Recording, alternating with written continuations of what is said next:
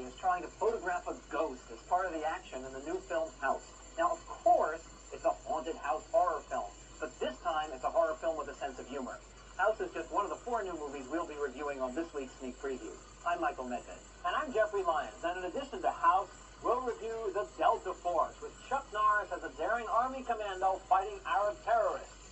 And Smooth Talk. That's about a strange and lustful young man who tries to seduce a young woman who is exploring her own sexuality. And My Beautiful Laundrette, a quirky story about a crazy family about to come apart. And Nancy Glass will take a look at recent movies which she thinks are better suited to the video cassette market. But Michael's up first with his review of the latest from Chuck Norris. Michael, he's all yours. Thank you, Jeffrey. I want him to.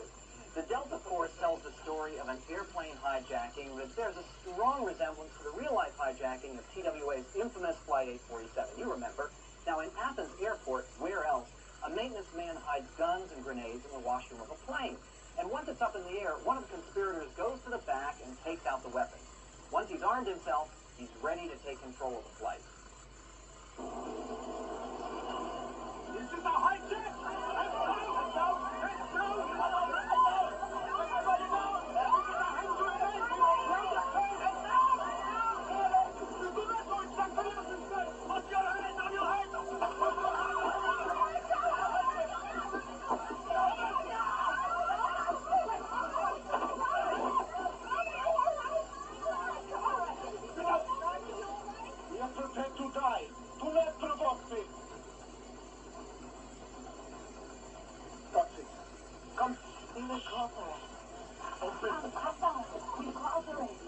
We do anything you want.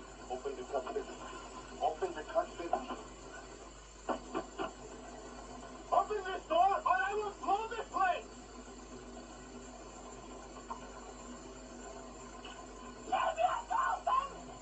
It's scary, isn't it? Now, as you may have noticed, this plane has an all-star passenger list, but that doesn't stop the hijackers from taking it to Beirut. Now, at this point, the movie departs radically from reality as the U.S. government decides to use the Delta Force, the Army's crack anti-terrorism unit. Under the command of Colonel Lee Marvin, these heroes attempt a daring rescue. But Chuck Norris, who plays Marvin's second-in-command, isn't content with saving the innocent. He also wants to punish the guilty. You're going to the airport? Yes, Major. Get the hostages out and try to put them in our visa. The colonel will be waiting for you at the North Slope behind the airport. Don't stop for anything, you understand? Yes, sir. I'll take your bike.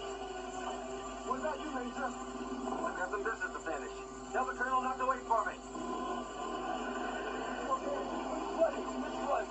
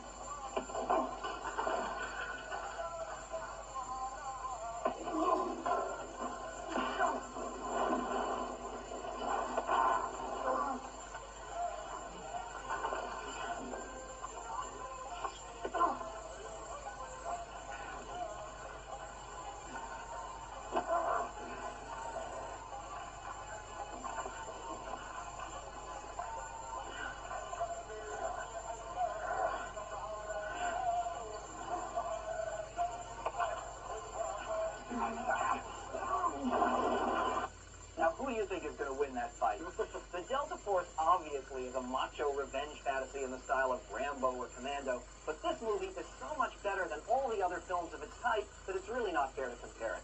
Here, the hijack scenes are realistic and very chilling, and there are actually some characters you can believe in and care about. Sure, the big climax is implausible, but the action scenes are so skillfully done and so exhilarating to watch that you'll want to go along with this very exciting film. Maybe the Delta Force isn't exactly reality, but it's the kind of outcome we all hope and pray for whenever there's some new terrorist outrage.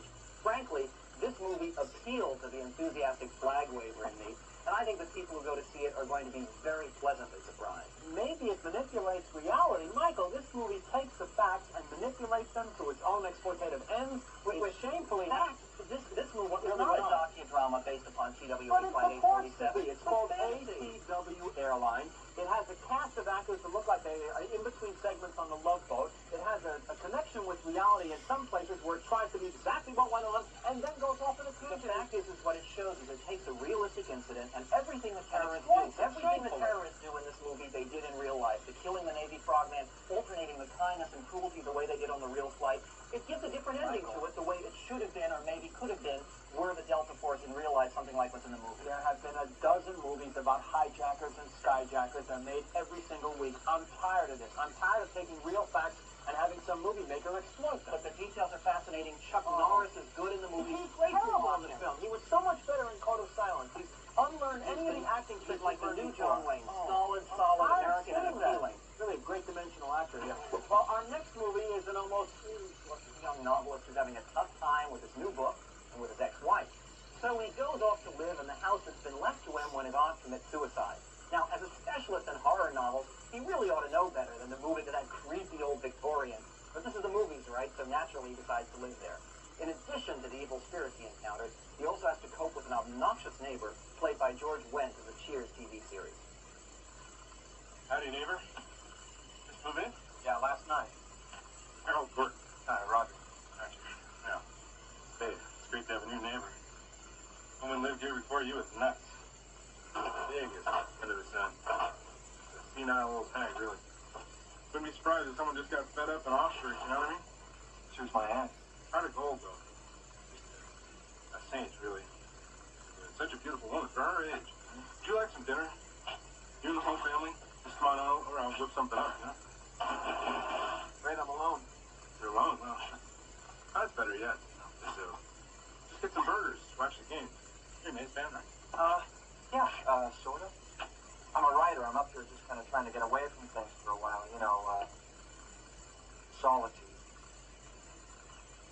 You know? Solitude. This can't be, right? Roger Cobb, right? Yeah, that's me. I'm your biggest fan. Is that right? Yes. Right here. Whoops. It's a little kind of falling apart. Would you mind autographing this for me? Oh, you bet. And, you got a pen?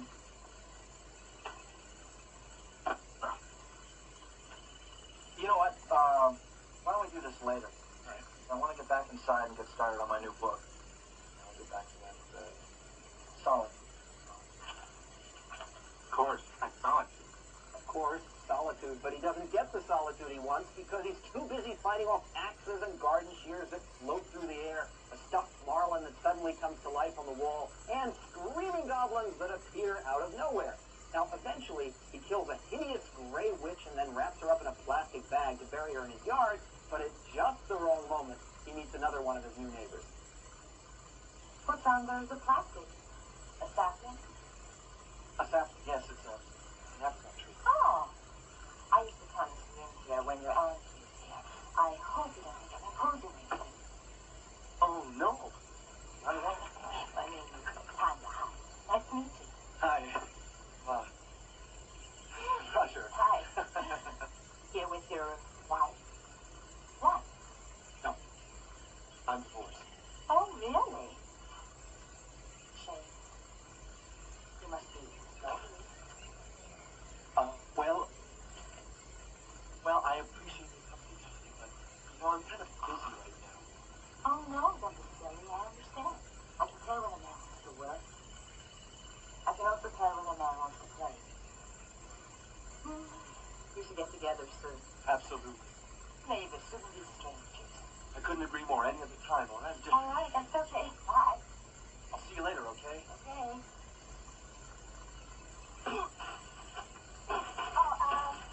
Roger, if you need anything at all, just call, okay? Right. Bye. Tanya is played by Mary Stavin, who just happens to be a former Miss World, and is in this movie, of course, strictly for her dramatic ability.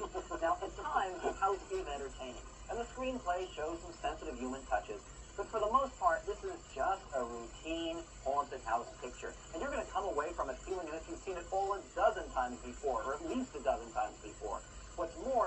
special effects in this low-budget feature are basically ho-hum. The goblins are occasionally cleverly done, but they're never particularly scary. The hero is played by William Katt, who you may recall from the TV show The Greatest American Hero, and here he tries hard to make his character believable and sympathetic. He's a very promising leading man. I can only hope that the next time out, his talent will find a better home than this dull and shabby house. As soon as I saw the long shot of the house on the hill, I said, oh no, another one of these. And what do? They try anything to make it into something different. He goes back to Vietnam in his nightmares. His son is missing. Trying None to of these rescue his things lost work. boy. The interesting thing is this is done by the director and the producer very closely associated with the Friday the 13th series. And it's not gory. It's not a bloodbath like those other films. And they try to leaven it with a little sense of humor. I think if they'd gone heavier for the humor, made it a funnier film, it would have been much better. George Wentz, very good. Very good. Cat looks bored, even though it's low budget, as you say. It's rather slickly made. Invite all your friends over for a wonderful time when you're showing Soul, right? Now, to summarize our opinions on the movies we saw this week, I thought that Delta Force was a well-made, satisfying action picture that will delight all flag wavers and Chuck Norris fans.